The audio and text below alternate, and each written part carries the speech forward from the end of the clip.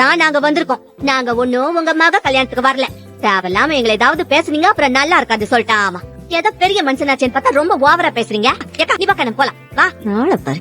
ஏய் கதிரா, யார் அந்த கதிர? தெரியல வேற யாரும் இல்லைங்க. நம்ம தனத்தை கல்யாணம் பண்ணிக்கணும்னு நினைச்ச அந்த பையன் தான் கதிரு.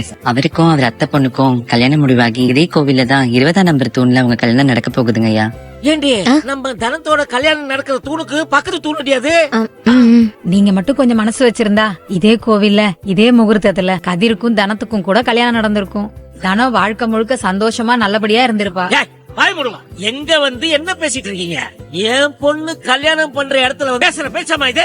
கல்யாண வீட்டுல வந்திருக்கிற மாப்பிள்ளை வீட்டுக்காரங்க யார் காதனால விழுந்துச்சுன்னா என் பொண்ணு வாழ்க்கை என்ன ஆகுறது? இதுதான் நீங்க எல்லாம் வரவே வேண்டாம். முகத்திலே நான் முடிக்க கூடாதுன்னு நினைச்சேன். ஐயோ வாங்க.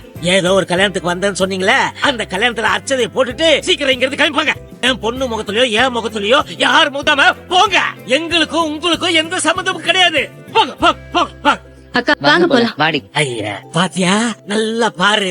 அந்த பொம்பளை நல்ல பொம்பளை அது இதுன்னு சொன்னியே, வேணும்னே நம்ம வீட்டு கல்யாணத்துல ஏதோ குளறுபடி பண்றதுக்காகத்தான் அந்த பையனுடைய கல்யாணத்தையும் இதே கோயில்ல இதே முகூர்த்தத்துல பக்கத்து தூண்ல வச்சிருக்காங்க. இதெல்லாம் யதார்த்தமா